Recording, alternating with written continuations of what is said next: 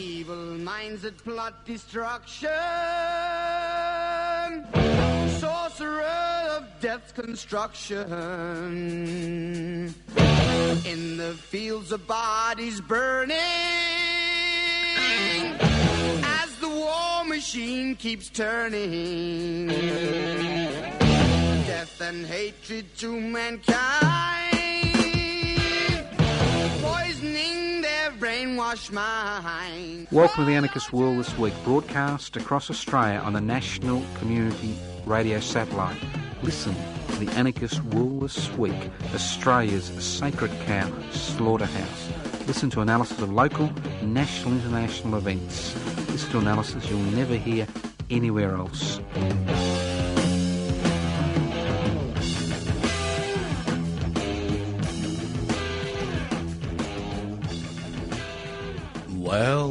Well, it's the Anarchist World This Week, and yes, it's the second month of 2016. My name's Joseph Tosco. I'm hosting today's program. If you wonder what anarchy is all about, anarchist society is a voluntary, non-hierarchical society based on the creation of political and social structures which are based on equal decision-making power. That's direct democracy. It's a society where wealth is held in common and used for the common good. So if you're looking for really radical stuff, I suggest you join IS and go to Syria, you know. But if you're really looking for intelligent, committed, interesting people who actually want to ensure that everybody in this society has the potential to fulfil their potential. Well, that's an oxymoron. I use the word potential twice. That doesn't matter. This is it, the Anarchist World This Week. And if you miss the program, if nature calls, your partner drags you away from the devil's message, that's us. If the federal police knock on your door, if ASIO is listening to the program, don't despair. The program is podcast. You can access the podcast by going to 3cr.org.au. If during the course of the program you've had enough, you can always leave a message on 0439 395 489. You can write to us at Post Office Box 20, Parkville 3052. You can email us at anarchistage@yahoo.com, and you can go to the website anarchistmedia.org. And obviously there's a lot of other website and things you get involved in, and we will speak about that, because we are not here to react. We are not here to react to what the government of the day is doing, what the bureaucracy is doing. We are here to redefine. That's right, redefine the political program. We are a political movement as well, and Pipsy's a political party, but we are a political movement. And the idea of this program, although it's under the Anarchist World This Week, the idea of this program is to encourage people to join together and take action to ensure that we not only protect the gains of the past, that we actually improve the lives of ourselves and those around us. And that's what it's about. It's not about listening. You can listen to whatever you like. You can watch whatever you like these days. You can watch a beheading. Up to you. But if you want to change, you want to be more than a viewer, a spectator. You want to be more than, a member of the somebody should do something about that tribe, or you want to stop being a gunner, I'm going to do that and I'm going to do this, then this is your chance. Because what we do during the Anarchist World This Week is we raise alternatives. We look at other issues and we encourage you to take that up. For example, I'll give you a simple example. This is so simple, even I can understand it. It's got to be pretty simple for me to understand it.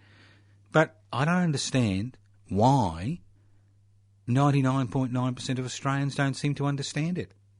Maybe it's that 24-hour propaganda bombardment which we're all subjected to day in and day out, 365 days a year, 366 days in a leap year.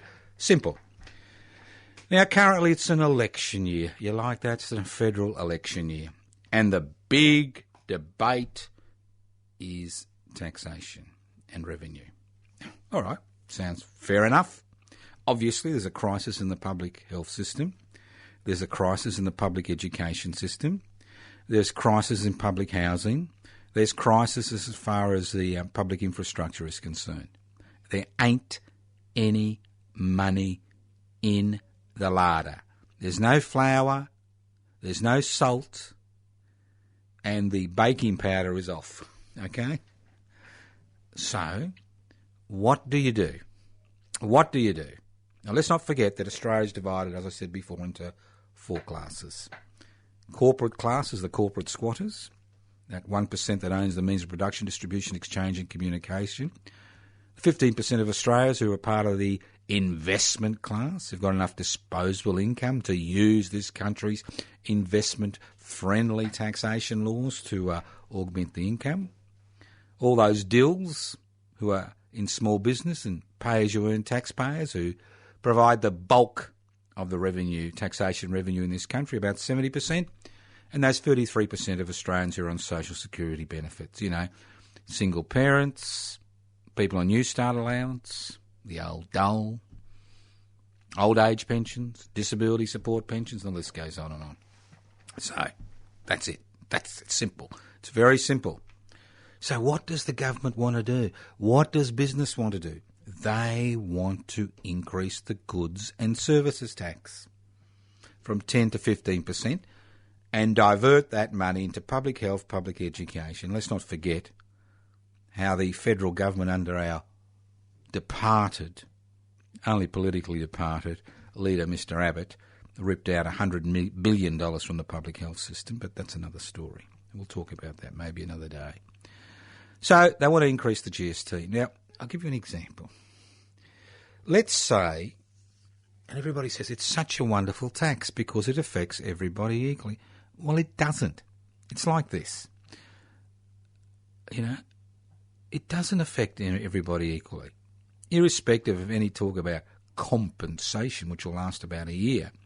The fact is, when the GST increases, those who earn least pay a bigger percentage of their income as GST than those who, have got more.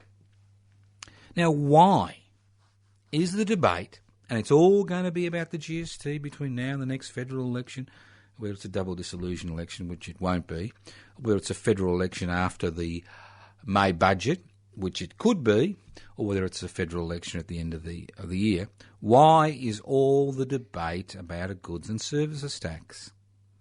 Now, where is the debate? Where is the debate about corporate Australia and the fact that corporate Australia does not pay tax in this country? Corporate Australia pays no tax. Most of them. They pay voluntary taxation. So why doesn't corporate Australia pay its way? Now, unfortunately, if you believe the Turnbull government and its supporters, Australia has a spending problem. There are too many bludgers on welfare. And I noticed one of Murdoch's little rags in Melbourne, its biggest selling rag in Australia, was going on about the fact that there's welfare fraud in the northern suburbs. And that Centrelink is trawling social media, and they raise the disgusting case of two people on the New Start allowance who are having a baby. And they're both claiming single New Start allowance. Oh, corruption at the highest level, isn't it? So, as I said before, Australia doesn't have a spending problem. It has a revenue problem. Now, you may find this hard to believe, but over 30% of corporations based in Australia in the last financial year legally, and the key word is legally, paid no tax. Some, like Qantas, made $10 billion. While the majority of those that did pay tax paid less than 5% tax. If only I could pay 5% tax. It's obvious to everyone, except our federal politicians, that Australia has a revenue problem. Right? If you've got 4 people on a boat that's drifting in the Pacific, 3 people are doing the best they can to catch water and catch fish and survive, and the 4th one expects to be fed and watered while doing no work, you got a problem. Because there's a third less for everybody, or a quarter less for everybody. And that's the problem, isn't it? We have a revenue problem. As I said before, well, on a daily basis, the corporate-owned media, especially Murdoch's media, carries on about welfare fraud and the burden carried by the community, because 33% of Australians rely on old age and disability and unemployment and single parents' benefits to survive. How many Australians know that Mr. Murdoch, that the Murdoch-owned News Corporation, which owns over 70% of Australia's newspapers, received an $886 million tax refund during the 2013-2014 financial year and paid no tax? Thank the heavens. Thank the Lord they didn't actually get a tax refund during the 2014-2015 financial year. While 21st Century Fox, Murdoch's other media arm, paid less than 1% tax during the same period. Now, I know there are other corporations, there are at least 500 that are making billions of dollars of profits that paid no tax. But I love to raise the issue of the Murdoch-owned media because of their gross hypocrisy. While they carry on about so-called welfare fraud or the trade unions, all we see at the same time is they don't pay tax. The hypocrisy is stupefying. And remember, I'd like to make this very clear. It's done legally, as I said last week, legally, Legally. It seems in Australia there is one set of taxation laws for corporations, the corporate squatters, and another set for the rest of the community. Unless federal politicians of all political hues are willing to make corporate taxation revenue their number one priority during 2016, we can expect to be told ad nauseum there is not enough money for public health, public education, public housing, public infrastructure and social security benefits, so we need to introduce a GST. Ad nauseum. Now, again, I'm simple, very simple. Just like most of our listeners, obviously, you wouldn't be listening if you weren't simple folk like me. It makes sense, doesn't it? If you've got 4 members of a family, 3 earning and 1, being asked to be drip fed, you'll get a problem. And this is what corporate Australia asks. They're being drip fed by the blood, sweat and tears and sacrifices of the rest of the community. In 2016, the power of our parliamentary representatives, they supposedly represent us,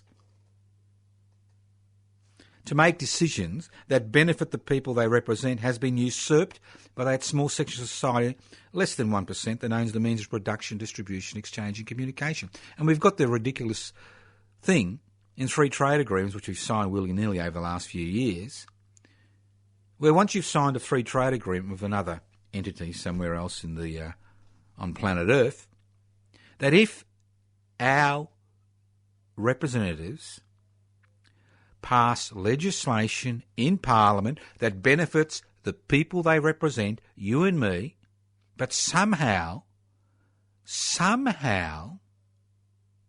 doesn't, it upsets some corporation that we've signed a free trade agreement on their behalf, that we have to compensate them. Extraordinary. Extraordinary. I mean, I hear politicians getting up and saying, we demand to protect our sovereign borders. And they put people in Manasol and Naruto rot for years. We demand to protect our sovereign borders. But when it comes to protecting our sovereign rights, they're willing to sell them to the highest bidder, possibly the lowest bidder. I mean, there's something really unfair about the land of a fair go. I love it for all. A fair go for all. Land of a fair go for all. You know, when the richest 1% own more than 40% of the country's wealth, while the poorest 40% own less than 1% of the country's wealth. Now, I'm not here just to crap on. I mean, I could sit here and crap on for the next 2 weeks without a break. Put a catheter in. But that's not going to achieve anything. We know the facts. You know the facts that 63 people own half the world's wealth. We know the fact that 1% of people in this country own 40% of the country's wealth, while the poorest 40% own 1% of the country's wealth. We know the fact there isn't enough money for public education, public health, public housing, public infrastructure, because corporate Australia pays no tax legally. We know that. You know it, I know it, they know it, the corporate-owned media knows it, the government guild at ABC knows it, every non-government organisation knows it, the trade unions know it, everybody knows it.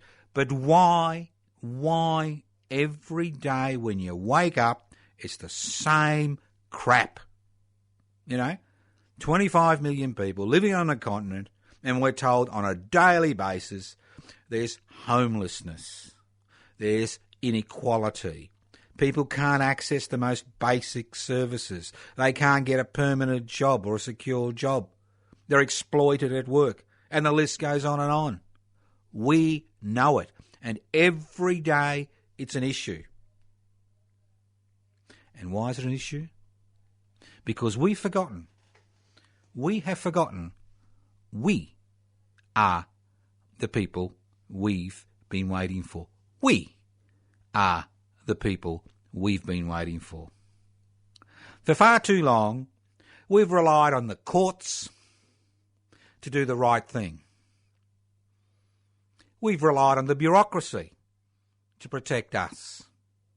We relied on our parliamentary representatives to look after our interests. And we've relied on corporate Australia to do the right thing by the nation. What people have forgotten is that as far as corporate Australia is concerned, it has one responsibility. And that responsibility is to create ever-increasing profits for its major shareholders, irrespective of the human, social, environmental and national costs. So a few simple things via which to raise revenue from corporate Australia. And as I said last week, it doesn't need a revolution. It just needs a few politicians to become vertebrates, to grow a spine, to swim out of the muck they find themselves in and actually grow a spine. So what you could do, you could introduce a 1% turnover tax on companies and individuals that turn over more than $5 million in Australia each financial year. We've got a computerised world. Simple. 1%. You've turned over $100 billion. A miserable 1%. A miserable 1%. $1 billion goes to the public coffers. You introduce a 1% stock market turnover tax every time a share on the Australian stock market is bought and sold. 1%. You can raise $30 billion a year. Now, I hear people who have got their money in superannuation saying, oh my God, that will affect me. Look, mate, in one day, in one miserable day, your superannuation can drop 10%. So what's 1%? Every time you buy or sell a share, what is 1%? 1 cent in the dollar. And then we could introduce a 10% taxation levy on the turnover of companies and individuals who trade in Australia who use overseas tax havens to minimise their tax. So our beloved Prime Minister, Mr Malcolm Turnbull, Teflon extraordinaire, man who, you know, is a social progressive, while a financial and economic reactionary, his little investment in the Cayman Islands, 10% levy. And what does that do?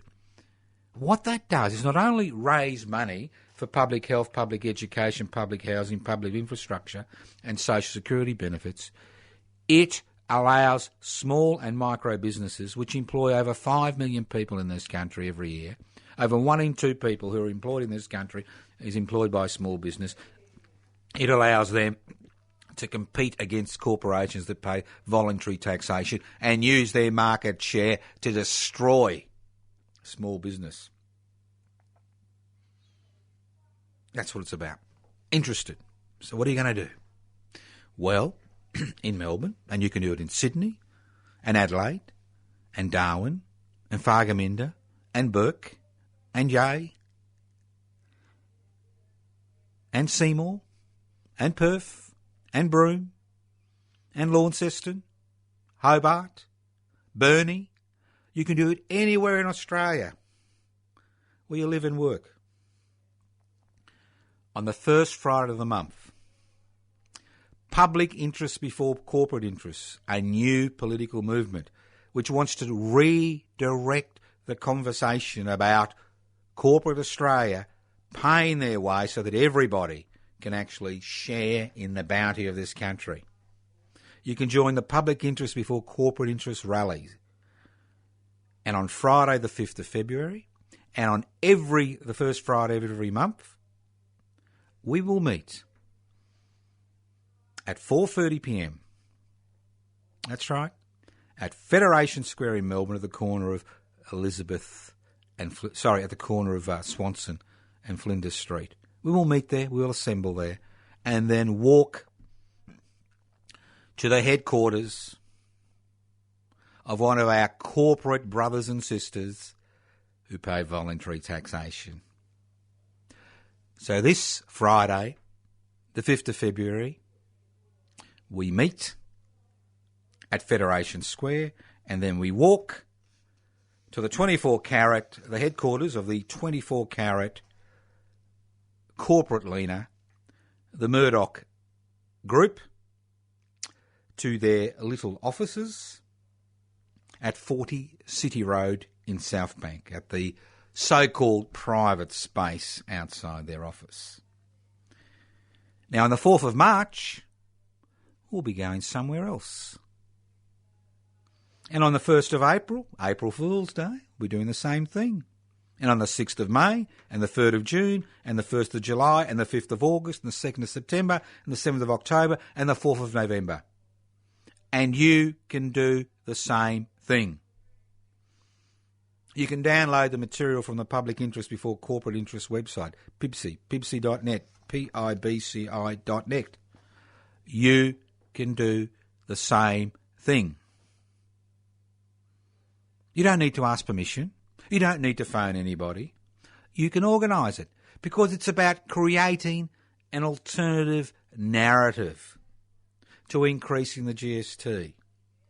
Because if we leave it to our political representatives, if we leave it to the handful of people who own the corporate-owned media, there will be no debate about obtaining revenue from the corporate sector. There'll be no pressure placed on our political representatives to pass legislation in Parliament that ensures that corporate Australia pays their fair share of tax. End of story. No debate. So if you are in Melbourne on Friday, the 5th of February, join us at Federation Square at 4:30. At 5 o'clock, walk with us to the Herald and Weekly Times building, Murdoch's flagship in Australia, at 40 City Road, South Bank. And what are we doing this? In a very peaceful, pleasant manner. What are we doing this? We are doing this to gridlock the streets of major cities and towns across this country to ensure, to shame our political representatives into passing legislation in federal parliament that ensures that corporate Australia pays their fair share of tax. And as I said many times, when our political representatives fear us more than they fear corporate Australia and their ability to dictate who becomes the government after the next federal election, and that's where their power lies. They are the kingmakers and the queenmakers. They can actually dictate through their monopoly ownership of the media. They can dictate what the political debate is. So I've got no interest in the corporate-owned media of the government guild at ABC. They want to knock on my door and speak to me, fine. They don't want to knock on my door and not speak to me. I don't give a shit. Because we are the people we've been waiting for. We. Public interest before corporate interest. Interested in joining? Becoming a member of Australia's fastest growing political movement and political party? Public interest before corporate interest. Over 520 members currently. Go to the website. Download the application form. PIBCI, PIBCI.net. Ain't got any money. It doesn't cost anything to join. Simple. All it takes is a tiny bit of courage and a desire to radically transform this country. Go to the website. You can email us at info@pibci.net. info@pibci.net. You can leave a message on 0439 395 489. Leave a name and a contact address, and we'll send you out the material if you are not computer literate. And over half our members don't bother with computers. Or you can write to us at Post Office Box 20, Parkville 3052. Post Office Box 20, Parkville 3052. Listen to the Anarchist World this week, broadcast across Australia on the Community Radio Network. This program is streaming live on 3cr.org.au. The program is podcast. You can access the podcast by going to 3cr.org.au. My name's Joseph Toscano and I'm hosting today's program. Hopefully I'll see you at Federation Square at 4:30 p.m. on Friday the 5th of February, and then we'll see you outside the Herald and Weekly Times building at about 5:15. It's only a few hundred metres away from Federation Square. Listen to the Anarchist World this week, broadcast across Australia on the Community Radio Network. And if you want to do the same thing, you don't have to ring us. You don't have to get permission. Look at what we've put out. Steal it. Pretend it's your own. Get involved. Because a few people doing something in one corner of the country is not going to change anything. But a few people doing something in multiple areas around the country will have an effect. And that's what it's about. Okay, let's move on. Now, I like a laugh as much as the next person. I really enjoy a laugh. And I always get a laugh when I hear stories about union corruption. I always get a laugh. I really find it fascinating. And I was really, I found it fascinating to hear all about all the wonderful things that the Union Royal Commission into Corruption found. And I'm really fascinated when I hear our beloved Prime Minister Malcolm Cayman Island Turnbull, that's his new name, Malcolm Cayman Island Turnbull, telling us all about the fact that we need to pass this legislation to stamp out union corruption. I mean, I've seen no Royal Commission into corporate corruption. I'm sure we'd find a few of Malcolm's running mates coming in for a grilling there. But why this attack on the trade union movement? Well, it's simple. The history of Australia before and since Federation is a history of a continuous struggle between capital and labour. And between 1854 and 1975, labour had the upper hand. And all those reforms that make us, in inverted commas, the lucky country, as if God rained all these reforms down on us and we said, thank you, Lord. All those reforms came through the blood, sweat and tears of countless men and women involved in the trade union movement in this country, irrespective of their shortcomings. And all human organisations have shortcomings. You know, we all have shortcomings. We all have clay feet. If everybody, you know, examines their lives, they're all things we've done we prefer not to have done. But that's the beauty about learning and changing. But if it wasn't for the trade union movement, all these things that make us the lucky country, lucky for some, wouldn't be there. We've seen since 1976 the biggest counter-revolution we've seen in the history of this country since colonisation began in 1788. We have seen the corporate-owned media beat the drum of the corporate squatters, beat their drum continuously to roll back the gains the trade union movement had won for Australians in this country. Now, the trade union movement has been legislated out of existence in this country. It is illegal for a worker to withdraw their labour outside enterprise bargaining agreement period. And if they do, they can be fined, they can lose their home, they can be jailed. That's the reality. I mean, we talk about the horrible situation that trade unionists face in China and Russia and Afghanistan, Iraq, North Korea. How about the situation trade unionists find themselves in Australia, where to say you're a trade unionist is almost akin to saying you're a criminal? Because what we have seen is a 40-year struggle to criminalise the efforts of people to collectively come together and bargain to improve their situation and improve the situation of the country as a whole. That's what we've seen. Now, you may not know your history, but I make it my job to know our history. Because if you don't understand the past, you can never change the future. In 1825, 6 agricultural labourers, I think it was in Dorset in England, it could have been, but it was in England, swore an oath. They came together and swore an oath to work collectively. This was an embryo of the trade union movement. And for their trouble, they were sentenced to decades in the penal colony of Van Diemen's Land, Tasmania. And they were sent to Tasmania to be punished for swearing an oath to come together to improve their lot in life collectively.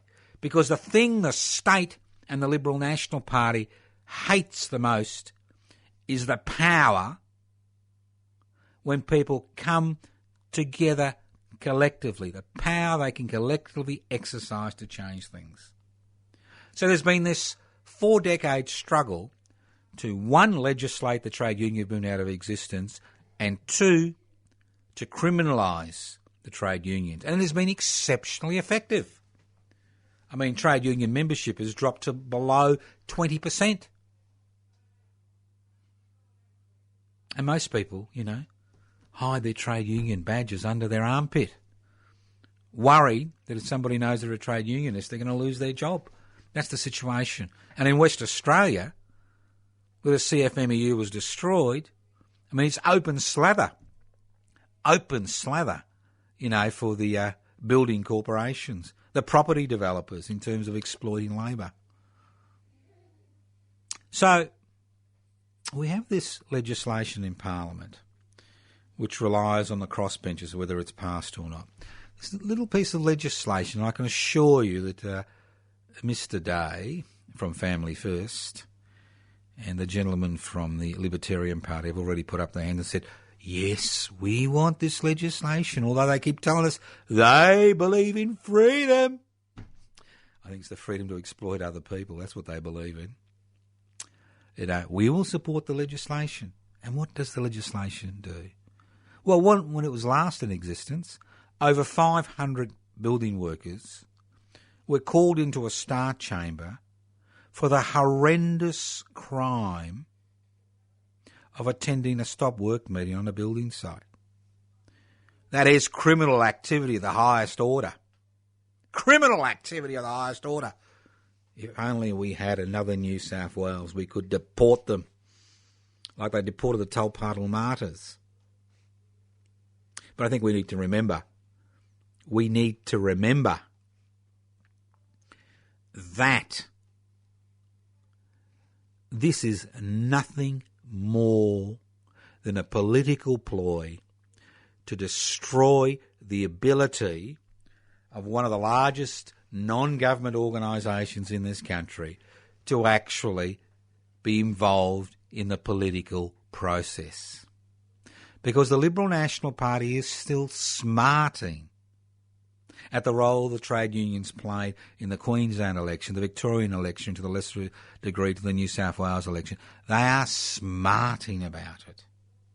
Because now that the trade union movement has been legislated out of existence, they are concentrating their firepower on trying to change the electoral outcome in various electorates across this country. So they need to be destroyed. This is not about corruption. If you wanted corruption, there are bodies which have been set up for corruption. You could set up a federal body that looks at corruption at both the trade union level, the corporate level, individual level, the political level, the judicial level, and the list goes on and on.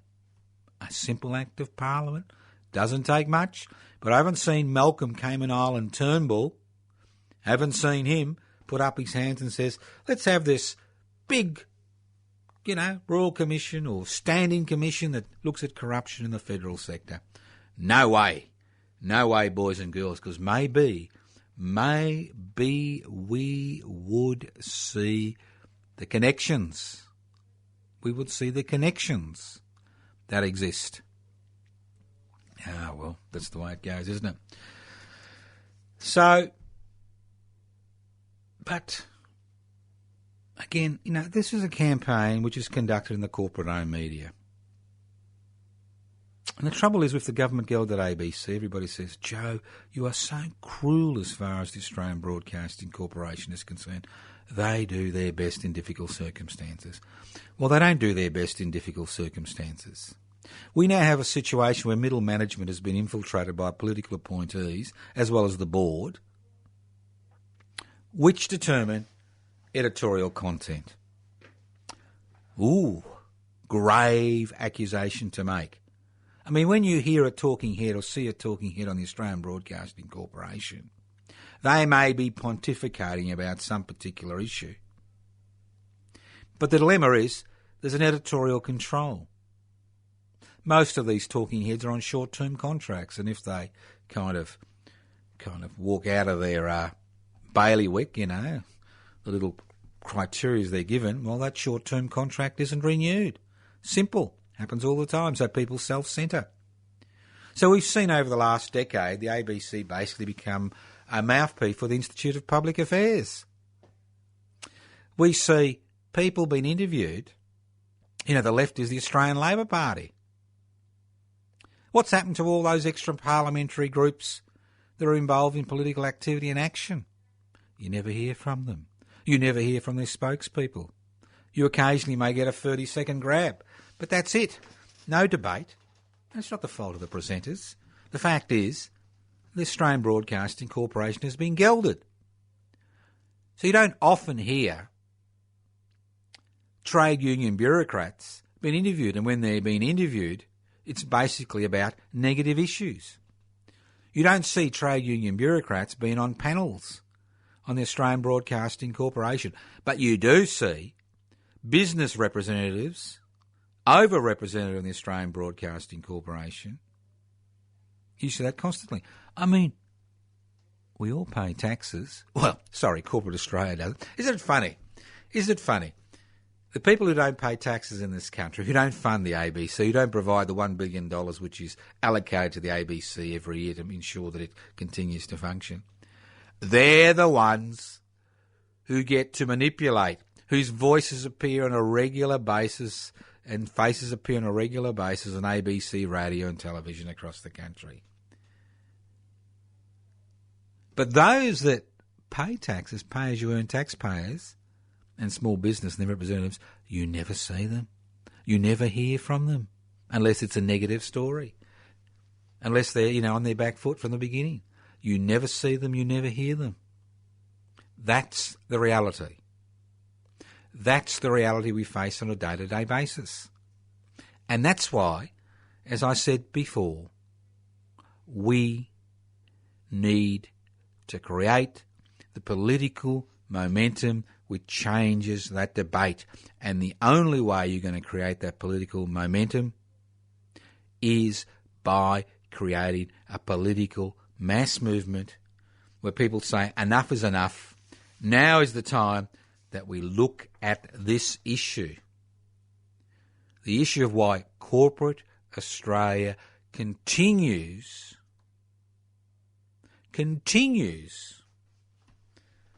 to get away with murder. Not only get away with murder, but rewarded for murder. You listen to The Anarchist World This Week, broadcast across Australia on the Community Radio Network. Let's move on. Now, I know a lot of Australians think that public assets belong to the people. Well, I'm sorry. I am sorry to inform you that public assets do not belong to the people.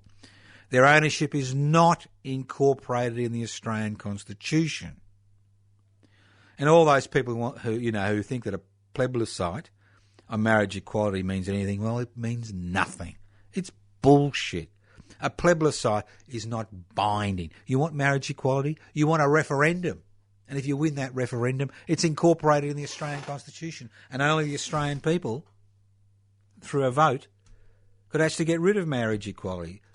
Forget about a plebiscite. These people know these people know. But getting back to my main issue, public assets, they don't belong to the people, they belong to the government of the day. Now, the sale of public assets has had a profound impact on this country. During the privatisation tsunami, which we've seen over the last 40 years, there have been profound changes. And these changes are based on a number of different levels which people don't seem to understand. When the Commonwealth Bank was privatised, courtesy of the Australian Labor Party, as well as the Howard government, I think it was the Australian Labor Party of the Commonwealth Bank, Telstra was a combination of both banks, when we decided to go on the long journey towards joining the world's financial markets and giving up our sovereign rights, for a bucket full of vomit, this long journey, what we forgot is, the first thing is, the Commonwealth Bank was actually making money. It was paying a dividend into the tax coffers.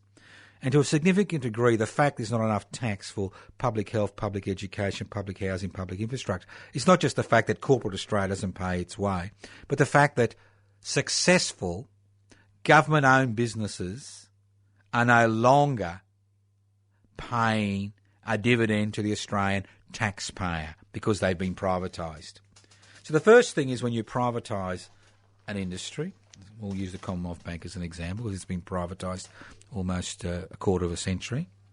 The first thing you lose is that revenue stream.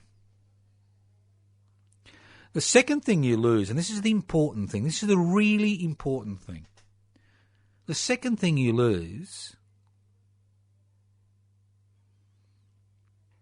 is the ability to stop cartels forming among the 3 or 4 major corporations which dominate that industry. And when those cartel forms, what little break there was on their predatory behaviour is removed. So when you sold the Commonwealth Bank, there was no pressure. There was no direct pressure on any of the other banks to actually compete. So we saw the introduction of all these new fees and charges. We saw the financial sector become the most profitable segment of Australian society. Isn't that funny? The least productive sector of Australian society, people who sell money to you. That's what a financial sector is. They sell you money. Well, they give you a bit of money if you put your money in their financial institution. That's all it is. No break on their ability, and their profits skyrocketed. I'll give you another example. Now, Mr. Abbott, God bless Mr. Abbott. At least he didn't have a Cayman Island trust, I don't think, looking after his affairs, unlike Malcolm Cayman Island Turnbull. But going back to Mr. Abbott, he privatised Medibank Private. Now, I know you all say, oh, well, who gives a shit? I can't afford private health insurance. Well, you should give a shit, and I'll tell you why. $8 billion every year of taxpayers' money goes to subsidise the private health insurance industry. That $8 billion could actually build 8 new state-of-the-art hospitals in this country every year. Every year. Every year. So, you should give a shit. Currently, there's a big debate about the private health insurance industry increasing their fees by another 6%. They love to increase their fees by 6 to 10% every year.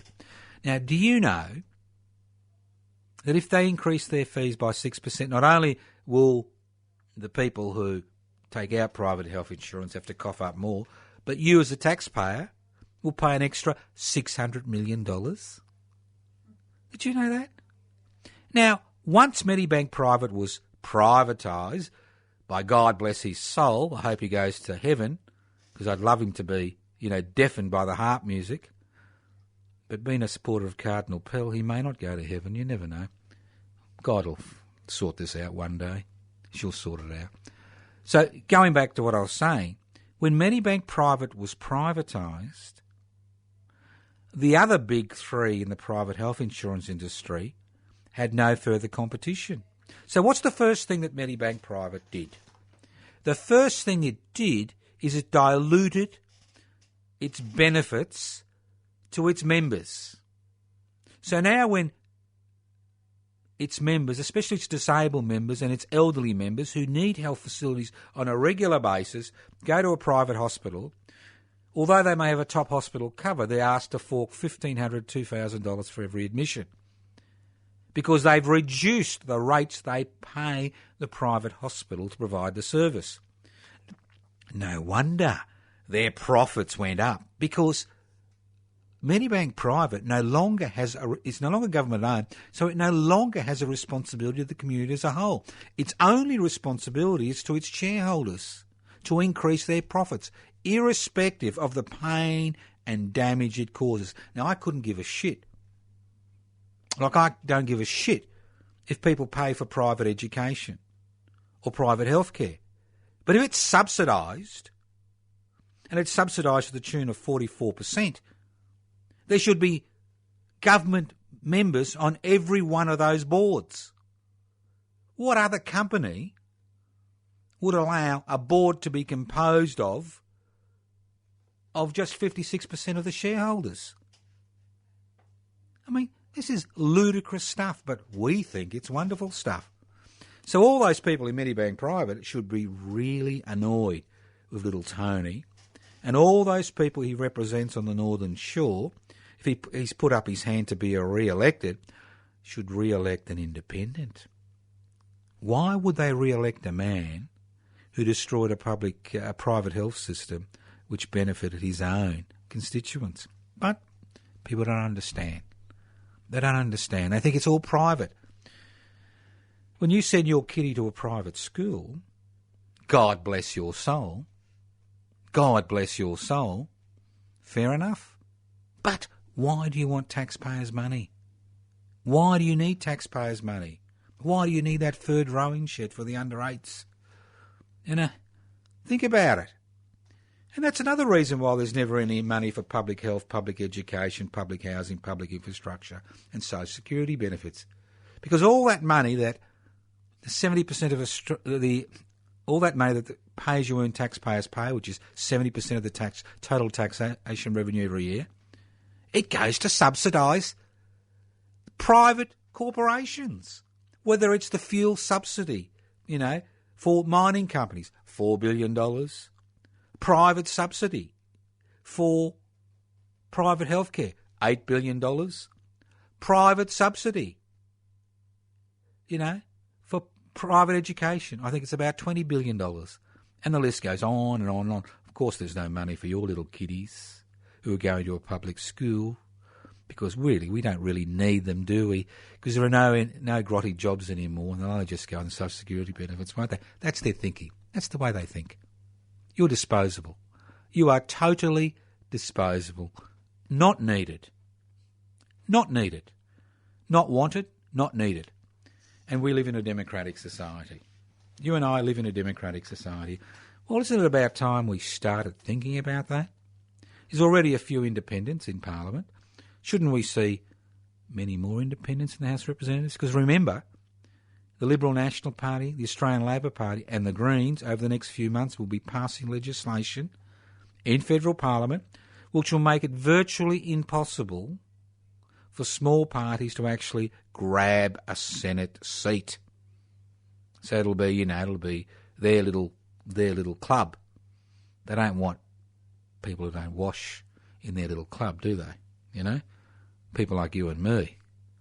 We don't use the right perfumes, the right soaps, do we? But that's the reality. We live in the land of milk and honey, don't we? The land of the trickle-down effect. So why don't you join me? I've got a large saw on the ground, and I can't lift it. I cannot lift that saw. Remember, think of the corporate table. There's all these people sitting around the corporate table, dividing the loot, and then occasionally brushing a little bit aside for you and me to devour and fight over. We'll fight over it. He's black, he's pink, she's gay, We'll fight amongst ourselves. Why don't you help me raise that saw and cut one leg off the corporate table? Because you know what happens to a three-legged table. It collapses. It's destroyed. And then there's apples for everyone. So join us at the rally. Public Interest Before Corporate Interest Rally. Friday, the 5th of February, 4:30pm, Federation Square, and then march to the headquarters of the Murdoch-owned Herald and Weekly Times. Wonderful afternoon. Meet like-minded people. And if you want to do the same thing in your part of the world, do it now. Do it on the first Friday of every month, because it's time that we change the political debate. Want to join Public Interest Before Corporate Interest? Go to the website, pipsy.net. Not computer literate? Write to us at Post Office Box 20, Parkville 3052. Can't write? Leave a message on 0439 395 489. Want to learn more about anarchism? Go to the Anarchist Media Institute website, anarchistmedia.org. Email me at anarchistage@yahoo.com. Write to me, same address, Post Office Box 20, Parkville 3052. Remember, this is your chance to cut your links with the Gunner tribe. Forget about the Gunner tribe. Losers. Forget about the somebody should do something about that tribe. Losers. That's why nothing changed. Join us. Become part of a growing political, social, cultural movement in this country which will turn this country on its head. Help me raise that saw and saw off the leg of the corporate table so everybody shares. Everybody, including our corporate brothers and sisters. We even love our corporate squatters, as long as they eat at the same table we eat. So join us. This is your chance. 2016 is the year we will change the face of this country. Individually, we do nothing. Collectively, we can change the world. We can create that new world in our hearts. Thank you once again for listening to The Anarchist World this week on your local community radio station.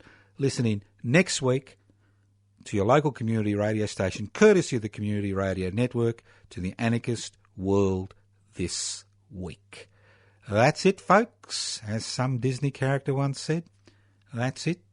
See you next week. If I'm here and you're here, we'll talk to each other next week. If we're not, well, we'll talk to each other in heaven and hell.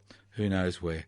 Thank you once again for listening to The Anarchist World this week on your local community radio station, courtesy of those fine folk at the Community Radio Network. Listen in next week on your local community radio station. Evil minds that plot destruction, sorcerer of death's construction. An analysis you'll never hear anywhere else. Anarchist World this week. Australia's sacred cow slaughterhouse. 10 a.m. every Wednesday. Listen to the Anarchist World this week for an up-to-date analysis of local, national and international events. Poisoning their brainwashed minds. Oh, Lord, yeah.